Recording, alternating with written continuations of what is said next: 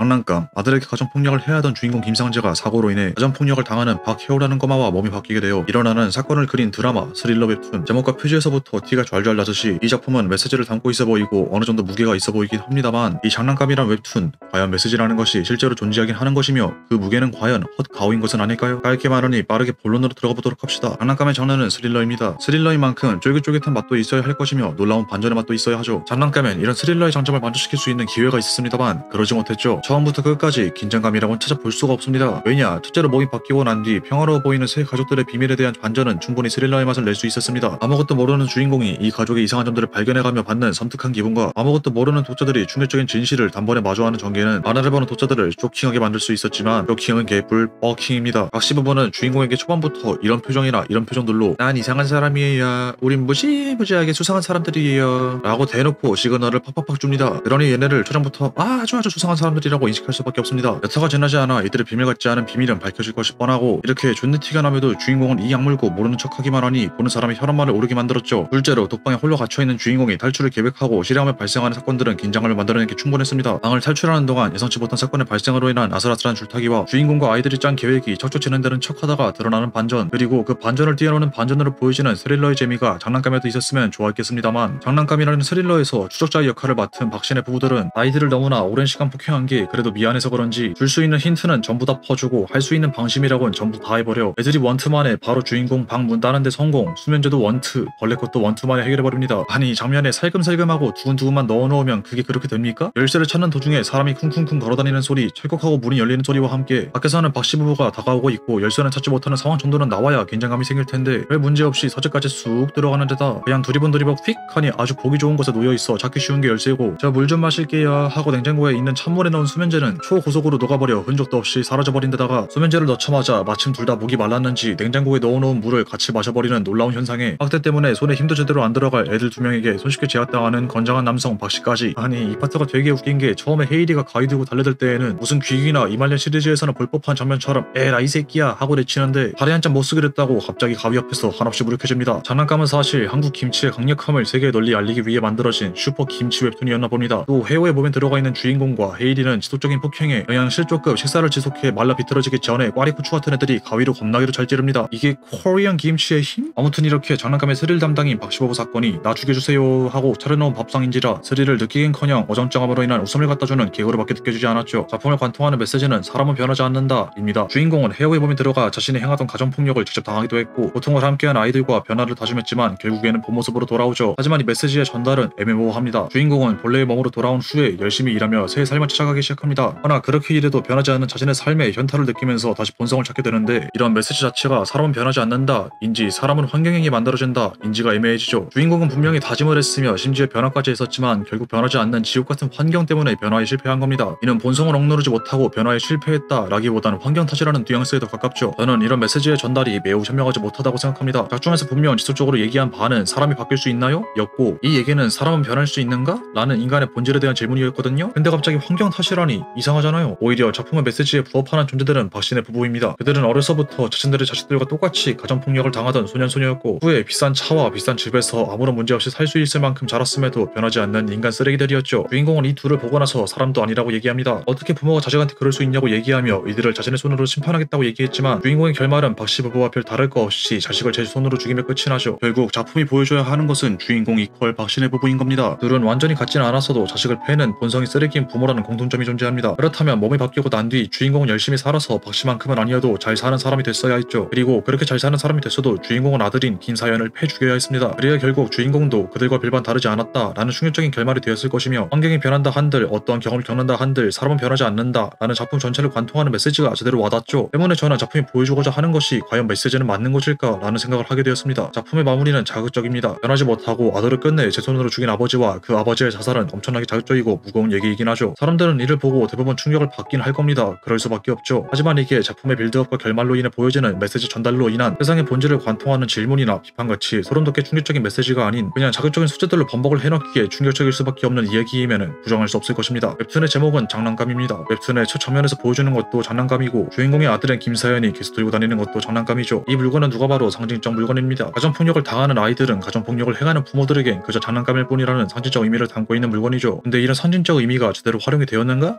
전 전혀 모르겠습니다. 장난감은 팔다리 덜렁덜렁 내 맘대로 움직일 수 있는 물건입니다. 동시에 신나게 갖고 놀다가 부서지면 무심히 갖다 버릴 수 있는 게 장난감이지요. 그러나 주인공에게서 이런 특성은 찾아볼 수 없습니다. 주인공은 분노에 가득 차 있습니다. 돈을 몽땅 갖고 난리 튀어버린 아내, 그리고 해도 끝이 없는 가난, 이 두 개가 주인공의 개차반인 인성과 분노의 원인이고 그의 마음엔 여유라고는 없습니다. 그런 주인공이 아들인 김사연을 장난감으로 취급한다? 이건 맞지가 않죠. 주인공은 자신의 인생이 망가진 원인을 자신의 아들로 보고 있었을 뿐이고 이것은 장난감을 가지고 논다라는 느낌보단 인생에 대한 화풀이라는 느낌에 가깝습니다.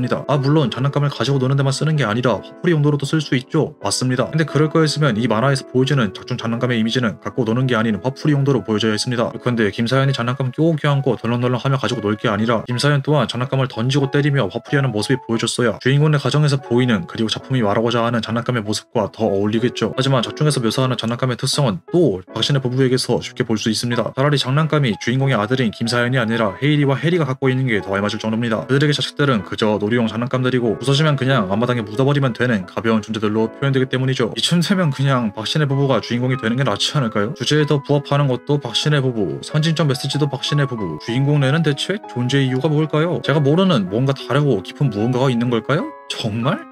그럴 수도 있겠지만 저의 대답은 NO입니다. 장난감을 다 보고 난 뒤 드는 가장 큰 생각은 작품이 중2병에 빠졌다 입니다. 인간의 추악한 면에 대해 얘기하는 것을 멋으로 느끼고 세상은 썩었고 난 반사회적인 생각을 하기 때문에 특별해, 난 어둠의 자식이다 라고 생각하는 것은 중2병을 경험해본 사람이라면 한 번쯤 느껴봤을 것입니다. 작품은 딱 그런 느낌이 듭니다. 인간은 결국에 변하지 않아, 쓰레기는 결국 쓰레기야 라고 하는 것이 한참 자라나는 새싹들에게서 느껴지는 그 파릇파릇한 중2병의 감성이라고 느꼈죠. 중2병에 걸린 새싹들은 남들에게 이런 자신의 감성을 표현하고 싶어합니다. 뭔가 있어 보이는 얘기를 통해 자신의 특별함을 어필하고 싶어하고 인정받고 싶어하는 면도 있기 때문이죠. 하지만 감성으로 만들어지는 것이 중2병 아니겠습니까? 마음이 앞선 이 중2병스러운 얘기들은 대부분 매우 서투르고 부실합니다. 때문에 정작 왜에 맞닥뜨리게 되면 쉽게 무너지기 마련이죠. 장난감이나 새싹은 인간의 추악한 면에 대해 얘기를 합니다. 변하지 않는 인간의 본성, 외면하는 사회, 기타 등등. 하나 당초에 무슨 소리를 하고 싶은지를 모르겠습니다. 뭐가 나쁘고 더럽고 여러 이야기를 쏠라쏠라 하다가 결론은 인간은 나빠로 끝날 뿐 이야기는 한없이 맥이 없음을 느꼈고, 저는 이를 통해 애초에 전달하고자 하는 명확한 질문이나 메시지가 존재하기는 한 것인가? 그냥 중2병적 감성을 전하고 싶은 것 그뿐이 아닐까? 라는 결론을 내리게 됐죠. 메시지가 찝찝하고 불쾌하거나 사회를 비판하는 내용이 담긴 작품들은 내용의 전달을 아주 현명하게 할 필요가 있습니다. 남들에게 근거 없이 당하는 훈수는 누구나 기분이 나쁠 것이며 그 메시지가 불쾌하기까지 하다면 보는 사람에게 있어 불쾌함을 배로 전달하기 때문이죠. 장난감은 이런 안 좋은 예의집합체입니다. 메시지는 불쾌하며 전달은 이상하고 내용은 재미가 없죠.